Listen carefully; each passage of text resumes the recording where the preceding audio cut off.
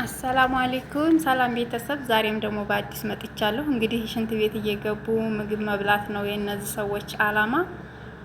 ተመልከቱ እንግዲህ አሁን ይሄ ምን ይባላል ነው እኮ ነው የምለው። ምን ይባላል ይሄ?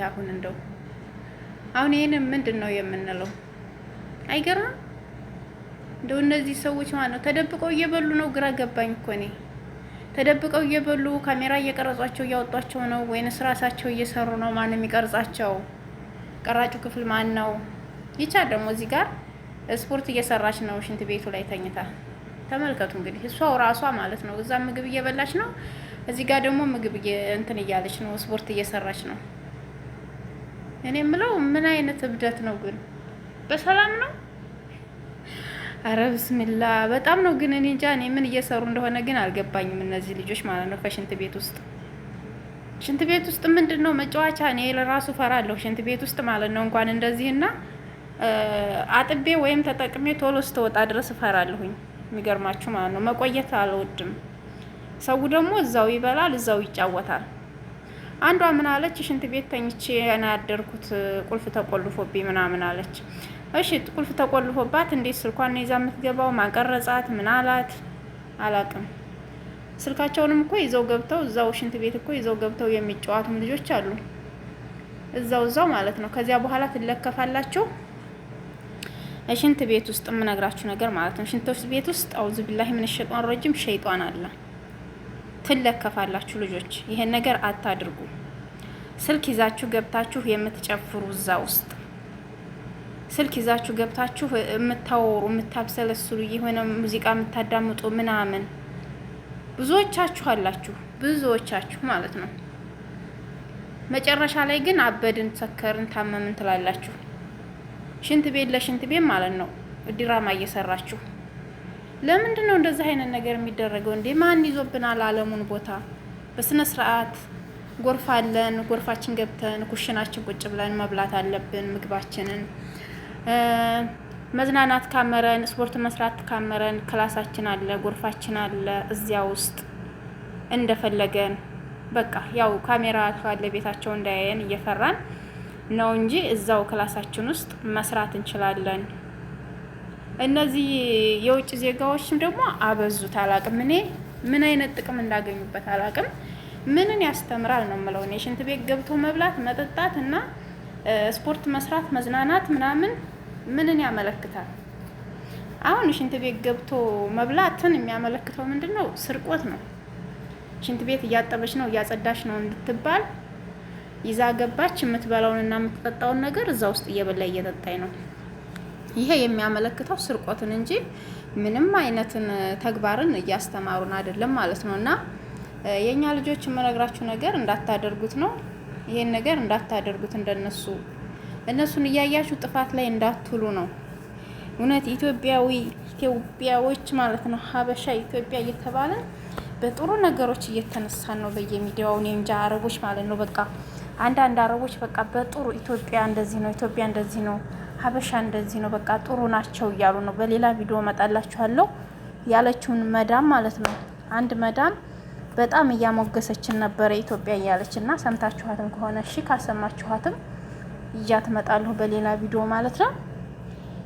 በጣም በቃ በጣም እያደነቀችን ነው ያለችው ማለት ነው። እና በዚሁ ተግባራችን መቀጠል አለብን እኛ ሀበሻዎች ማለት ነው። እና በሌላ ጉዳይ እንዳንበላሽ ልክ ስማችን፣ ተግባራችን በሁሉም ነገር እንደተነሳንና እንደተመሰገንን ይዘናት መኖር አለብን ማለት ነው። ይችን ተግባራችንን አንዳንድ አሰዳቢዎች ሊኖሩ ይችላሉ። ብዙ አሰዳቢዎች አሉ። በብልግና በብዙ ነገሮች የሚያሰድቡን አሉ። አሁን እኛ ኢትዮጵያዎች በሚዲያ ላይ ባለፈውም እንደዚሁ ተንጫይተው ነበረ ከባንጋዴ ጋር እየሄዳችሁ ምናምን እያሉ እንግዲህ ያ የራስ ፍላጎት ነው። ምንም ማድረግ አንችልም። ብልግናው ነገር ማለት ነው። እና ከዚያ ነገርም ተጠንቀቁ። ባንጋሊ የውጭ ዜጋ ምናምን ሰዋቅ ካላቸው አሰሪዎቻችሁ እዛ ውስጥ እንዳትገኙ። ከባንጋሊ ከውጭ ዜጋ ጋር ስነ ስርዓት ይዛችሁ ስሩ። በዚያ ነው ስማችን እንጂ የተነሳው በሌላ በስርቆት በሌብነት ስራ ያለ መስራት በምናምን በቃ በመብል በመስገብገብ ምናምን ነገር በምንም ነገር ስማችን አልተነሳም እስካሁን ድረስ ማለት ነው። በጣም ደስ የሚል ነገር ነው። እንቀጥልበት። በቃ ኢትዮጵያንማ ስሟን እናስጠራ። እኛማ የኢትዮጵያ ቅመሞች ማለት ነው፣ የመዳም ቅመሞች ስማችንን እያስጠራን ነው ከምር። እኔ ያቺ ሴትዮ አረቧ መዳሟ ማለት ነው ላይቭ ላይ ገብታ በጣም እየለፈለፈች ነበረ ስለ ኢትዮጵያ፣ ጎንደር፣ ጎጃም ምናምን እያለች ራሱ ሀገሩን ኩላ ታውቃለች። አላቅም ማን እየነገራት እንደሆነ አላቅም። ሀበሻ ሰራተኛ ቤቷ ሊኖር ይችላል እየነገሯት ይሁን ያለሁ አለም እንደዛ እየተባልን ነበረ። እነዚህ ግን ኡጋንዳ ምናምኖች፣ ኬንያ ምናምኖች ስራቸውን ተግባራቸውን አይታችኋል። ይሄ ነው በቃ ስራቸው። ተደብቆ መብላት፣ መጠጣት፣ መሽመሞቅ፣ መስረቅ፣ መደበቅ በቃ የእነሱን እያዩ የእኛም የሀበሻ ልጆች አንዳንዶቹ እየሰሩ ነው አሁን ላይ ቲክቶክ ላይ ማለት ነው። ልክ እነሱን እያዩ ይሄ መስራት ምንድን ይሄ መስረቅ፣ ሽንት ቤት ገብቶ መብላትም አንዳንዶቹ እየሰሩት ነው። ግን ሌሎቻችሁ ማለት ነው እንዳታደርጉት። እነዚህን ሰዎች ተከትላችሁ ሌሎቻችሁም እንዳታደርጉት። አማና ጥሩ አይደለም። ስማችን ይሰበራል። መጥፎ ስም ነው የሚወጣልን። ስለዚህ እንዳታደርጉት። ምንንም አያመለክትም፣ ምንም አያስተምርም ይሄ ነገር ማለት ነው። ምንም አስተማሪ ጉዳይ የለውም። በቃ ሽንት ቤት ገብቶ መብላት፣ መጠጣት፣ እዛ ውስጥ ሄዶ መተኛት፣ ሽንት ቤት ውስጥ መጋደም፣ እዛ ውስጥ ገብቶ መዝፈን፣ መጨፈር፣ መዝለል ምንም አያመለክትም። ስራ ከፈለጋችሁ፣ ጥሩ ነገር ካስፈለጋችሁ፣ ማስተማር ከፈለጋችሁ በብዙ ነገር አለ። አይዲያ ፍጠሩ። ከአንዱ አንዱ ይሻላል። አይዲያችሁን ፈጥራችሁ ሚዲያ ላይ መጠቀም መዝናናት ትችላላችሁ ማለት ነው። እና ውድ እህቶቼ እንዳንበላሽ በሚለው ነው እኔ ወደዚህ የማመጣው። ይሄንን እንግዲህ የእናንተን ሀሳብ አስተያየት ደግሞ ፈልጋለሁ። ምን እንደሆነ ጥፋት ካለኝ ቅርታ፣ ጥሩም ከሆነ አስተያየታችሁን፣ መልካም አስተያየታችሁን ፈልጋለሁ። እና ይሄን ይመስላል የዛሬው ቪዲዮአችን ማለት ነው። እና ይሄ ነገር በጣም የሚያስጠላ ነገር ነው። አሁን መዳሟ ብታያትስ እስኪ እኔ እነግራችኋለሁ። ቲክቶክ ላይ ሰው አያገኘኝም ብላችሁ እንዳትሉ። ቲክቶክ ላይ ሚዲያ ላይ የሚለቀቀው ነገር ማንም ሰው የታየኛለሽ፣ የታባቷ መዳም የታየኛለሽ የሚለው ነገር ውሸት ነው። እንገኛለን፣ በደንብ ነው የምንገኘው፣ በደንብ እንገኛለን። ያ ቪዲዮ ደግሞ ቫይራል ከወጣ በተለይ ማለት ነው ሁሉም ሰው ከተቀባበለው፣ ላይክ ካለው፣ ቪው ካለው፣ በቃ ሸር ከተደራረገ ቪው ከወጣ ማለት ነው ቫይራል ከወጣ በደንብ ነው የምንገኘው። ስለዚህ ጥንቃቄ ያስፈልገናል እህቶቼ። ጥንቃቄ ስንኖር በሰው ሀገር ላይ ጥንቃቄ ያስፈልገናል። አገራችንና ቤታችን ላይ በራሳችን ንብረት በራሳችን ቤት ውስጥ ከሆነ የፈለገንን ብናደርግ የፈለገንን አላህን ካልፈራን ይሄ ነገር የራሱ ጉዳይ አስተማሪ ነው ብለን ካመንበት የፈለገንን ብናደርግ ማንም የሚከለክለን የለም። ግን ሰው ቤት ከባድ ነው።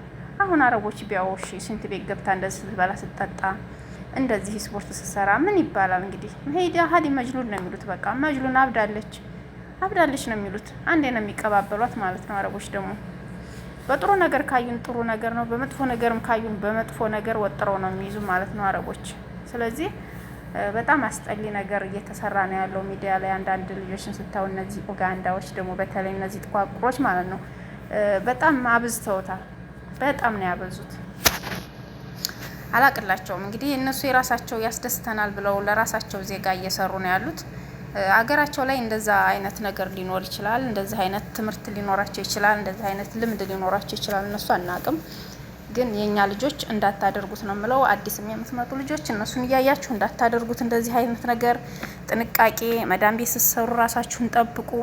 በስነ ስርዓት ራሳችሁን ተጠንቅቃችሁ ማንኛውንም ነገር የነሱን ነገር አትነካኩ፣ የነሱን ንብረት አትነካኩ፣ ቪዲዮ አትስሩ በእነሱ ንብረት። በጣም ዋጋ ያስከፍላል። መጨረሻ ላይ አስቸጋሪ ነው እላችኋለሁ። እንግዲህ በሌላ ቪዲዮ ደግሞ እስከመመጣ ድረስ ደህና ሁኑልኝ። ላይክ እና ሰብስክራይብ ሸር አድርጉልኝ። እስኪ ደግሞ እይታችሁ በጣም ነው የቀነሰው። ለምንድን ነው? እባካችሁ አሳድጉኝ፣ እስኪ አሳድጉኝ። 20 ሺህ ሰብስክራይብ አለኝ ግን እንጃ 1 ሺህ እንኳን የሞላ አይታይልኝም ቪዲዮዬ። ለምንድን ነው? እስኪ ሸር ተደራረጉ እሺ።